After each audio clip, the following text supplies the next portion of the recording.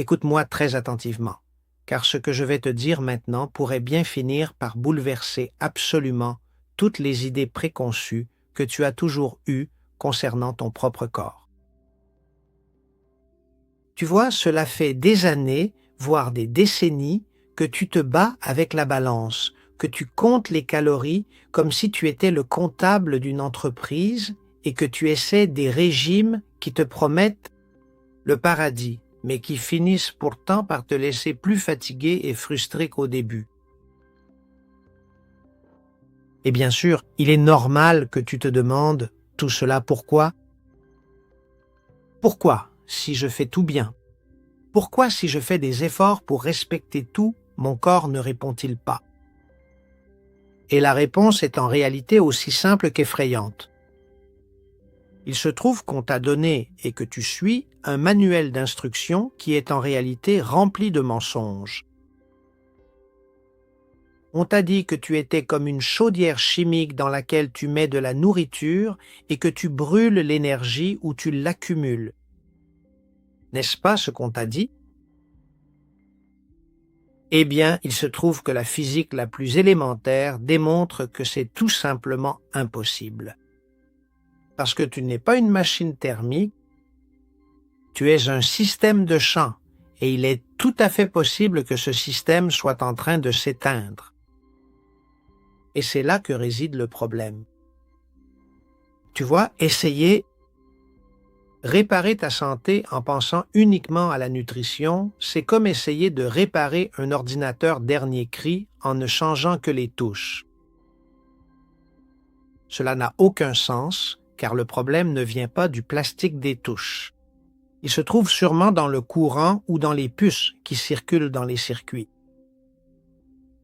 Et cet exemple, aussi absurde qu'il puisse te paraître, illustre exactement ce que je suis en train de te dire. Rien, absolument rien de ce que tu fais à la salle de sport ou dans la cuisine n'aura un effet réel si tu ne comprends pas d'abord ce qui te maintient vraiment en vie.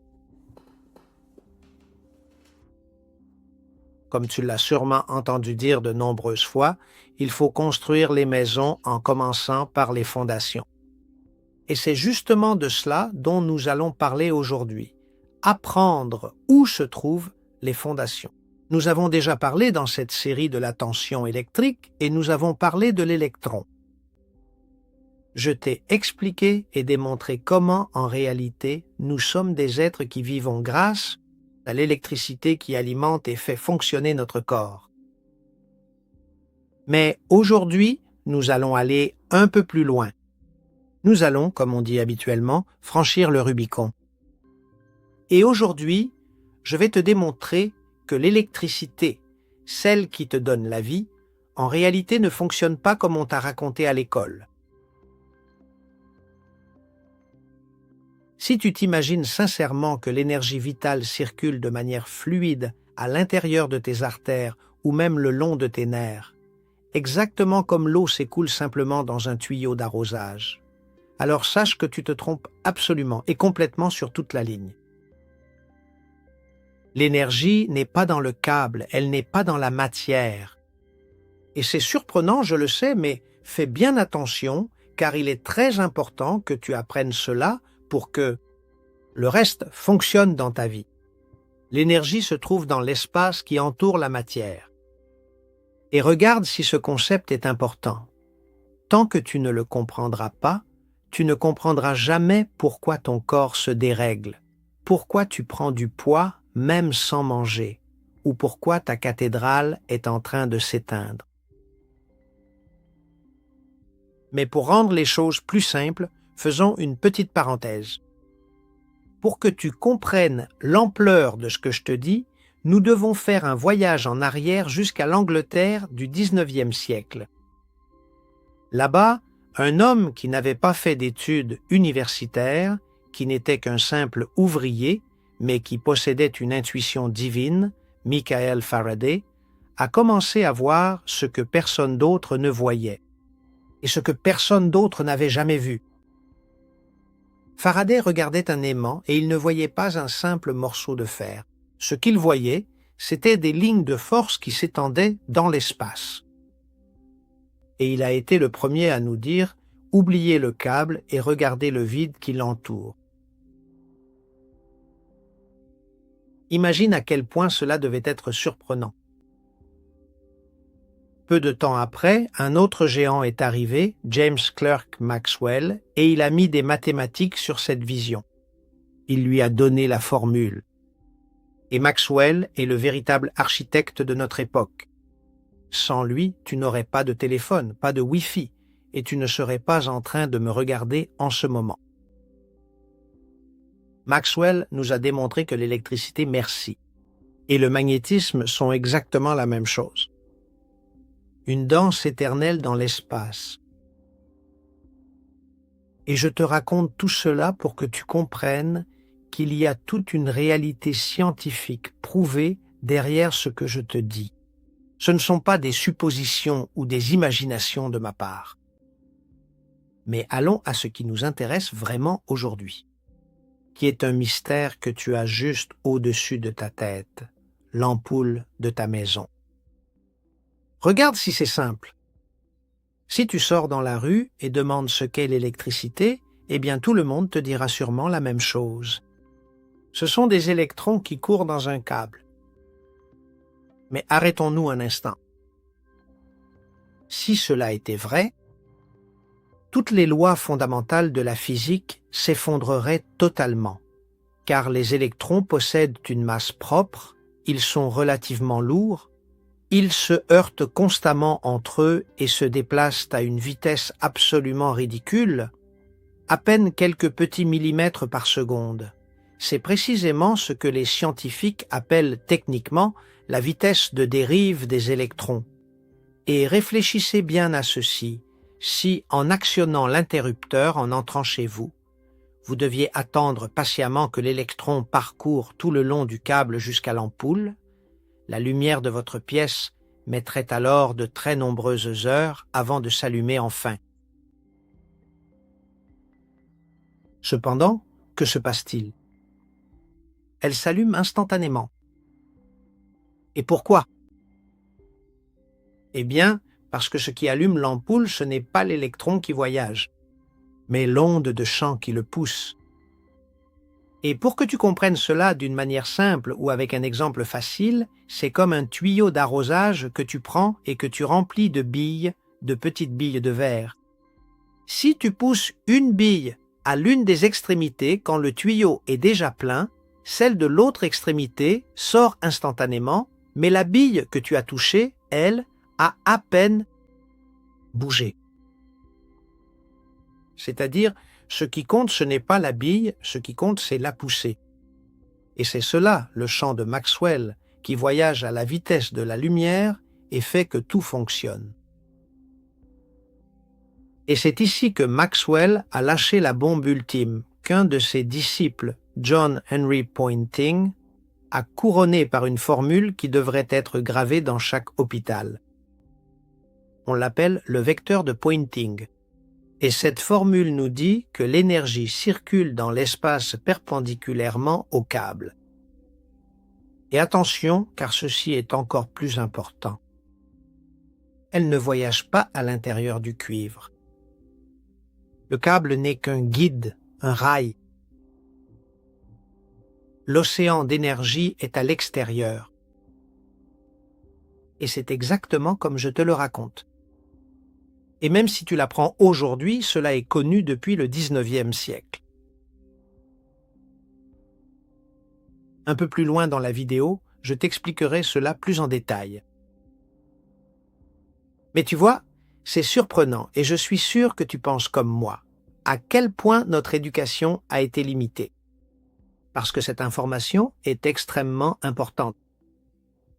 Mais ne nous laissons pas distraire et allons droit au but. Concentrons-nous sur ce qui nous intéresse aujourd'hui. Et pour cela, je t'invite à descendre avec moi dans la salle des machines de ton corps, de ta cathédrale, et à contempler comment tout ce que je viens de te raconter s'applique à ta biologie. Tu vois, tes nutriments, c'est-à-dire le glucose qui t'inquiète tant, ou les acides aminés de ton alimentation, sont comme ces billes lentes à l'intérieur du tuyau. Ils ont une masse et sont de la matière lourde. Si tu attends que ta santé dépende du fait qu'un nutriment atteigne la cellule par lui-même, par pur hasard, en heurtant d'autres molécules, nous serions tout simplement trop lents pour pouvoir rester en vie. Comme tu peux le comprendre, cela ne peut pas fonctionner ainsi. La chimie des collisions, c'est comme le courrier ordinaire, mais il se trouve que ton corps est un réseau de fibres optiques quantiques, et nous en avons déjà parlé plusieurs fois. Et d'autre part, il se trouve que tes nutriments portent une charge électrique, et ce n'est pas mon opinion, c'est de la chimie de base. Les molécules de glucose, merci. Ou les acides aminés ne sont pas neutres dans leur comportement, ce sont des molécules polaires, elles ont des pôles comme s'il s'agissait d'une petite pile, et en ayant cette polarité, dès qu'elles apparaissent dans un champ électrique, qui est essentiellement celui généré par ta membrane, le champ les détecte et les oriente, c'est-à-dire qu'elles ne flottent pas. Voyons ce qui se passe. Ce sont comme des bioprojectiles dirigés par la force de Lorentz et comme elles sont chargées, elles réagissent instantanément au champ de Maxwell.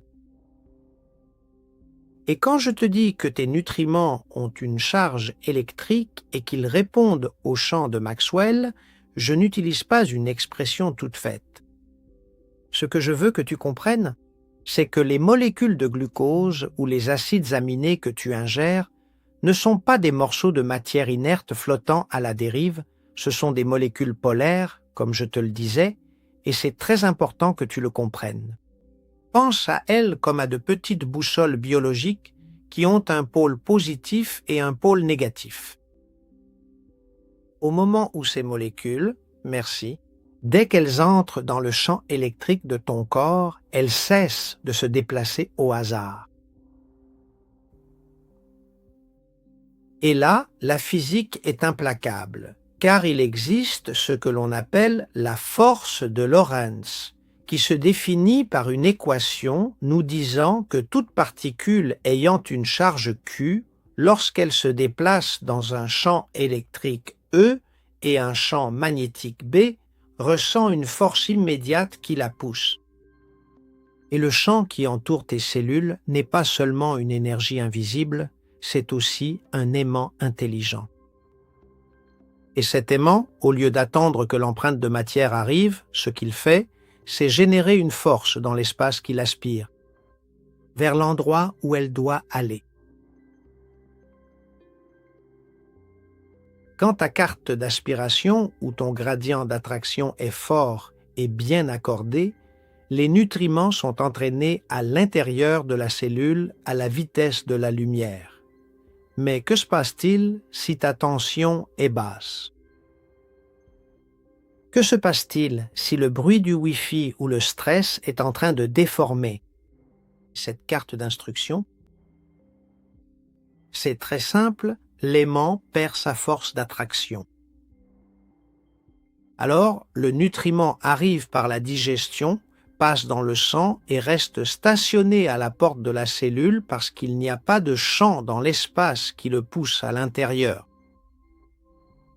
Et ce n'est pas qu'il n'y ait pas de nourriture, c'est qu'il n'y a pas d'ordre électrique pour la récupérer. Et voici donc la clé de ton poids. Si cette matière n'entre pas dans le moteur cellulaire pour se transformer en voltage, ton corps, qui est un gestionnaire d'économie impeccable, l'envoie directement dans le stock de graisse pour qu'elle ne gêne pas. C'est-à-dire que tu prends du poids, non pas parce que tu manges beaucoup, mais parce que ton système de guidage électrique n'a pas assez de puissance pour faire entrer le carburant dans la cellule ou dans la chaudière. Tu es épuisé parce que tes cellules sont vides, même si ton sang regorge de nutriments, mais ce sont des nutriments qui passent simplement leur chemin. Et cela arrive parce que tes cellules sont des condensateurs biologiques, ce ne sont pas de simples poches d'eau, et elles possèdent une membrane qui sépare les charges, et qui doit maintenir une tension constante entre moins 70 et moins 90 millivolts, et ton corps consacre presque un tiers de toute son énergie chaque seconde à une seule tâche. Maintenir la pompe sodium-potassium en fonctionnement pour que cette tension ne chute pas. Si cette tension baisse, l'aspirateur de Maxwell ou l'effet de succion diélectrique de ta cellule s'arrête tout simplement. Comme je te le disais, le nutriment frappe à la porte, mais la cellule n'a pas la force de l'ouvrir et il reste dehors, intoxiquant le système et attendant d'être stocké comme s'il s'agissait ou comme il devient une graisse de secours. C'est pourquoi ton énergie réelle ne dépend pas de ce qu'indique ta balance ou de ton régime alimentaire. Ton énergie réelle dépend de l'harmonisation de ce champ invisible à l'intérieur de ton corps que tu dois apprendre à connaître. Maxwell nous a appris que pour que l'énergie circule à l'intérieur de la cellule, les champs électriques et magnétiques doivent se croiser, et en plus se croiser selon un angle parfait. Et c'est ce que j'appelle l'harmonisation. Imagine ton corps comme une vieille radio. Et le régime alimentaire, ce sont les pièces de la radio, les câbles, les haut-parleurs. Et fais bien attention à cela, parce que tu peux avoir les meilleures pièces, les plus chères, les meilleurs haut-parleurs, les meilleurs câbles, tout ce qu'il y a de mieux. Mais si ensuite tu ne tournes pas le cadran pour régler la fréquence exacte, tout ce que tu entendras, c'est du bruit statique.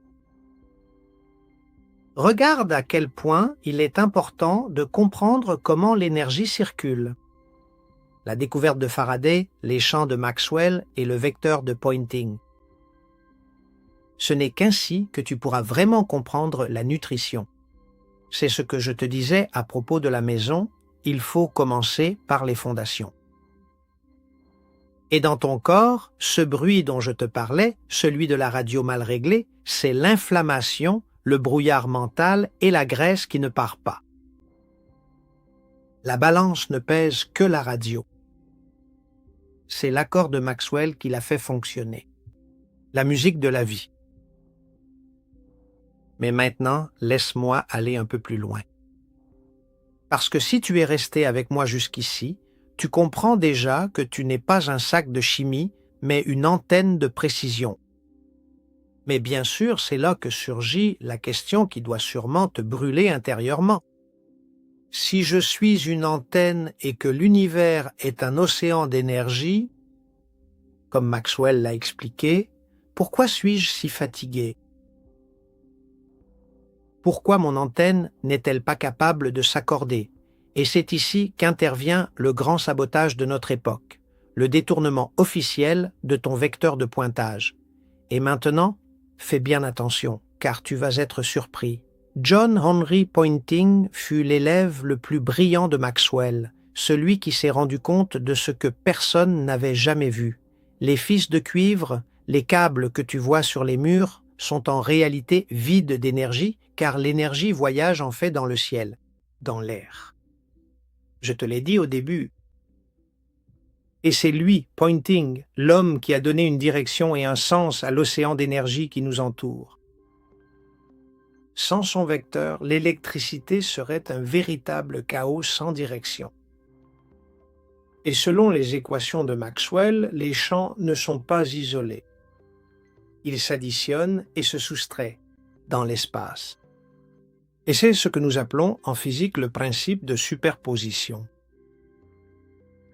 Imagine maintenant que chacune de tes cellules essaie activement d'émettre un signal parfaitement propre, composé d'un champ électrique puissant et d'un champ magnétique très bien coordonné. Tout cela afin que l'énergie vitale puisse circuler de manière fluide vers l'intérieur même de ta mitochondrie. Mais soudain, imagine que tu les plonges littéralement dans une sorte de soupe invisible, composée d'ondes électromagnétiques de la téléphonie mobile, de signaux Wi-Fi et de Bluetooth. Et ce qui se passe réellement, ce n'est pas du tout que ces ondes te percutent, comme si c'était de petits projectiles solides ou des pierres, non.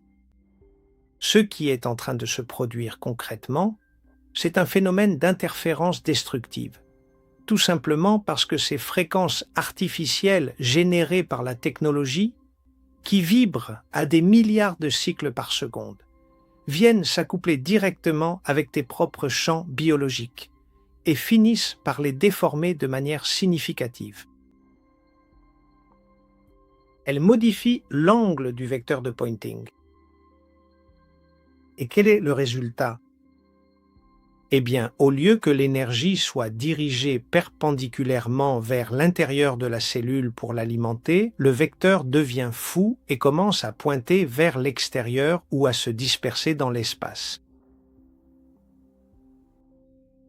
La situation qui se produit est similaire à celle où tu essaierais de syntoniser une station de radio pendant que quelqu'un à côté de toi utilise une perceuse électrique. Le bruit est si fort que la musique, ta santé, se perd complètement. Et cela finit par avoir une conséquence physique tout à fait immédiate sur l'évolution de ton poids corporel. Car si le champ externe détourne la direction de ton énergie interne, tous tes nutriments essentiels se retrouvent alors littéralement orphelins de leur but initial. Comme cette fameuse carte de Maxwell est devenue floue, votre organisme est un peu perdu et ne sait plus du tout comment réagir face à cette matière, alors il finit par l'entreposer simplement dans ce qu'on appelle la cave. Exactement comme je vous l'expliquais un peu plus tôt. Et en fin de compte, tout cela explique ton ventre, qui est devenu comme un véritable entrepôt de provisions accumulées, que personne n'a jamais vraiment su comment allumer, pour qu'elles puissent enfin entrer dans la cellule. Mais le sabotage ne s'arrête pas à l'air que tu respires, il atteint même la structure même de tes câbles. Pour que le vecteur de Poynting transmette l'énergie de manière efficace, l'isolant du câble doit être parfait. Dans ton corps, cet isolant, ce sont les graisses qui forment tes membranes cellulaires, c'est-à-dire tes diélectriques. Et à ce propos, rappelle-toi, un diélectrique est essentiellement un matériau qui ne laisse pas passer le courant, mais qui est pourtant capable de stocker de l'énergie électrique. Dans ton corps, la graisse de la membrane n'est pas seulement un mur, c'est l'isolant de ton condensateur. Et que se passe-t-il si l'isolant est de mauvaise qualité? Eh bien, c'est très simple, la pile se décharge. Et c'est à ce moment-là que l'industrie agroalimentaire t'a tendu le piège ultime. Tu vois, lorsque tu consommes des huiles végétales oxydées, des graisses trans ou un excès d'acides gras polyinsaturés comme les margarines, les huiles de tournesol, de maïs ou de soja, tu construis tes membranes avec des matériaux de très mauvaise qualité. En termes d'ingénierie, c'est comme si tu recouvrais un câble à haute tension avec un plastique vieux et plein de trous. L'énergie essaie de circuler à travers l'espace guidé par cette membrane, mais comme l'isolant est défectueux, la charge s'échappe. Il se produit des fuites de champ et, en physique, une fuite d'énergie. Se traduit toujours par une seule chose, chaleur et désordre. Et ça, c'est l'inflammation chronique. Ce n'est pas une maladie en soi, c'est simplement le résultat physique d'un système électrique qui fait des étincelles parce que ces câbles ont perdu leur isolation. C'est-à-dire, tu t'enflammes parce que tu brûles de l'intérieur, incapable de contenir ta propre tension. Et c'est pour cela que, lorsque tu m'entends dire que la nutrition classique est morte, je ne le dis pas par caprice. Je le dis parce que ça ne sert à rien de manger le meilleur nutriment du monde si ton câble est dénudé et que ta chambre est pleine de bruit électromagnétique. Tu ne vas pas capter Maxwell avec une salade si tu ne répares pas d'abord ton diélectrique et si tu n'éteins pas les interférences. Parce que tu essayes de remplir un seau qui a 1000 trous. Et il n'a pas beaucoup de sens de commencer à surveiller les calories que tu consommes sans avoir d'abord mis de l'ordre à l'intérieur de ton propre corps. Pour retrouver ta souveraineté, ce que tu dois faire, c'est redevenir le maître de ton propre espace. Tu dois nettoyer tes conducteurs avec les minéraux que nous connaissons déjà afin de diminuer la résistance du circuit. Et quels sont ces minéraux? Tu vas me le demander.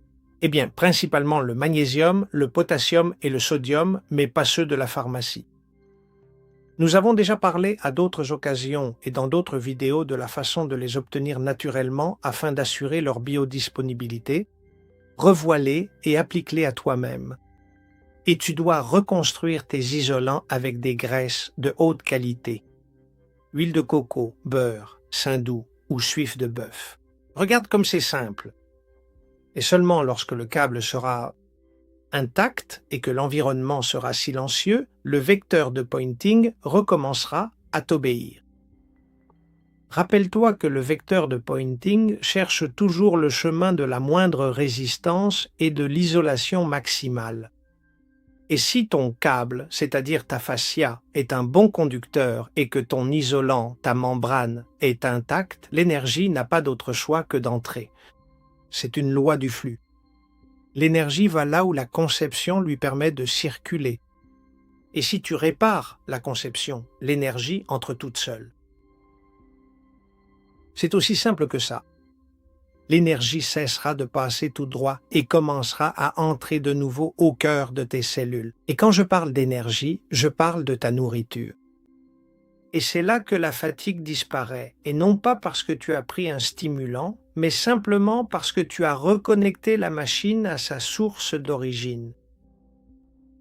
Mais bien sûr, après tout ce voyage à travers la physique de Maxwell, tu dois te dire « J'imagine, très bien, José Maria, j'ai compris que je suis une antenne et que mon énergie est dans l'espace, mais que dois-je faire demain en me réveillant pour que mon vecteur de pointing cesse de pointer vers le vide et commence à nourrir mes cellules ?» Eh bien, c'est facile, mais aussi compliqué, parce que le vecteur de pointing est la flèche qui indique où va l'énergie.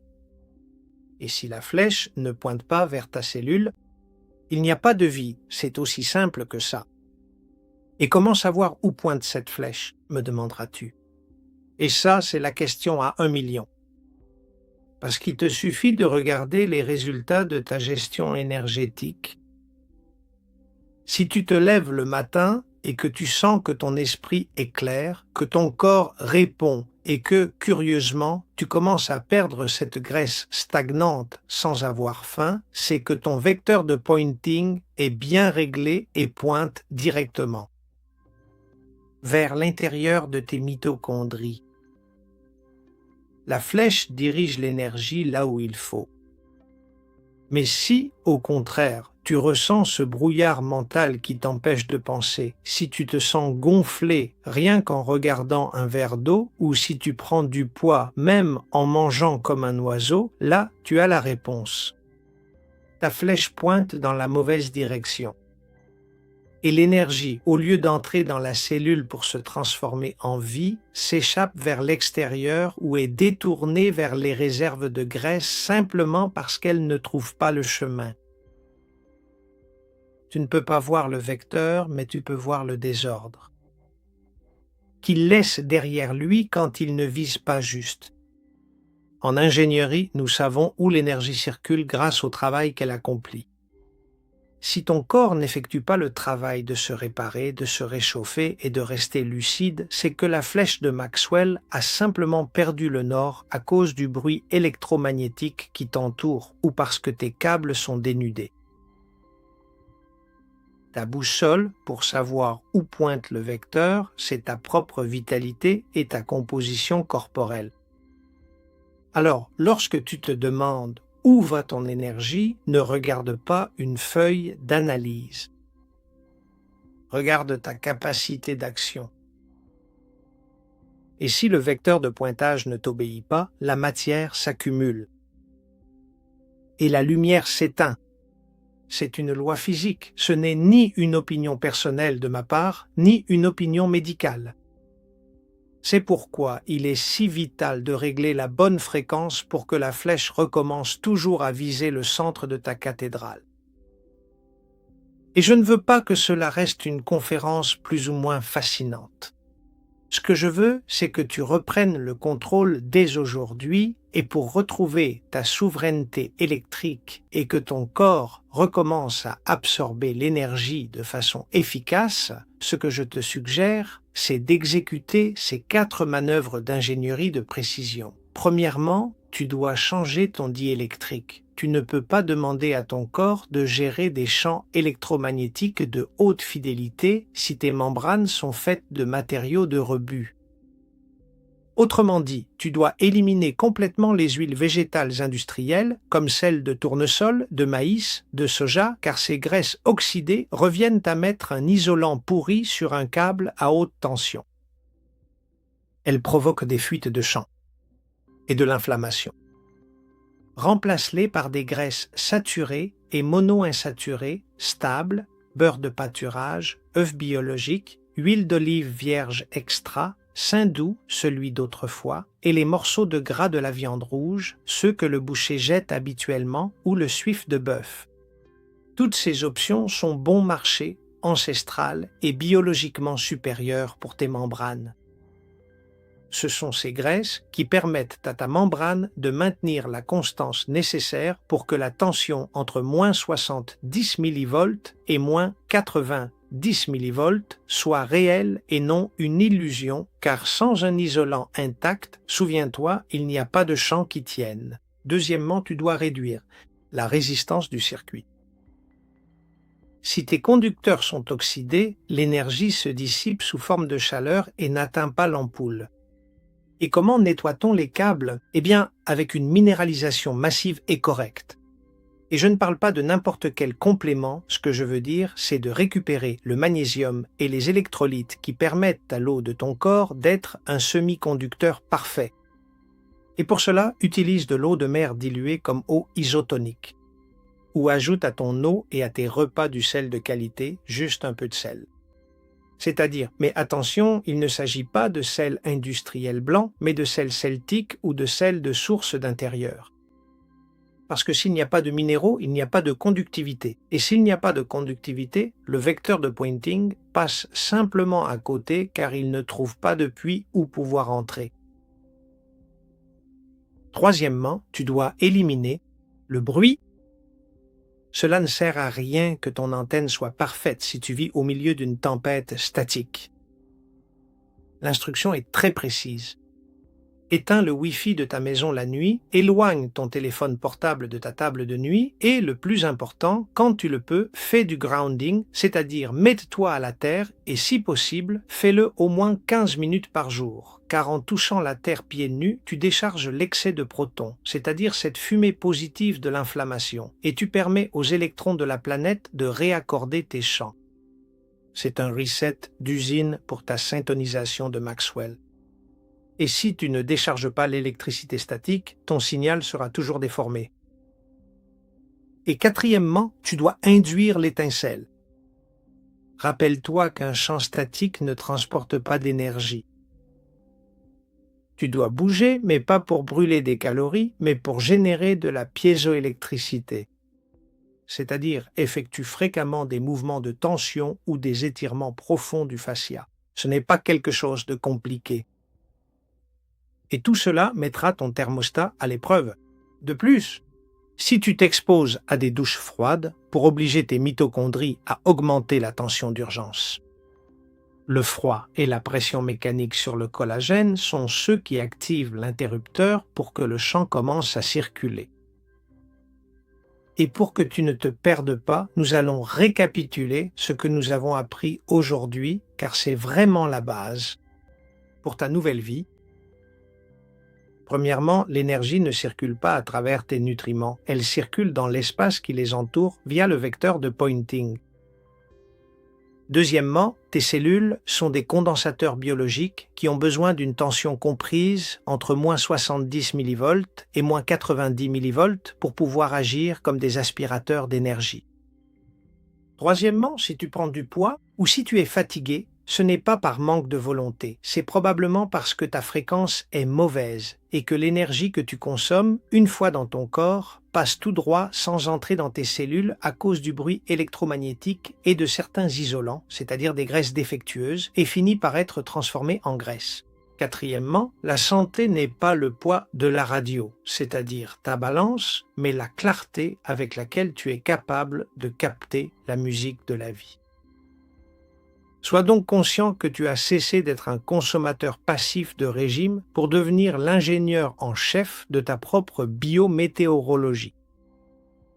Tu n'attends plus que la santé vienne de l'extérieur, car maintenant tu sais comment l'accorder de l'intérieur. Tu as les plans, tu as les outils et maintenant tu as aussi les instructions concrètes. Dans la prochaine vidéo, qui sera la grande conclusion de cette série, nous allons voir à quoi sert tout ce voltage. Parce qu'une cathédrale illuminée est vraiment magnifique, mais elle ne prend tout son sens que lorsque le roi s'assoit sur le trône. Nous allons parler de la biologie de la liberté et de comment cet excédent d'énergie est le seul véritable chemin vers ta dignité humaine et bien sûr aussi vers ta liberté. Et si ce voyage à travers la physique de Maxwell t'a aidé à comprendre que ta santé est entre tes mains et non pas liée à l'endroit où tu vis ou à une étiquette nutritionnelle, tu me rendrais un grand service en le partageant. Si tu as aimé la vidéo et que tu penses qu'elle peut être utile à d'autres, partage-la. Tu m'aideras à diffuser le savoir et aussi, merci, à réveiller d'autres personnes de cette léthargie électrique qui les maintient dans l'ombre. Comme je te le dis toujours en avant, et je te lis dans les commentaires.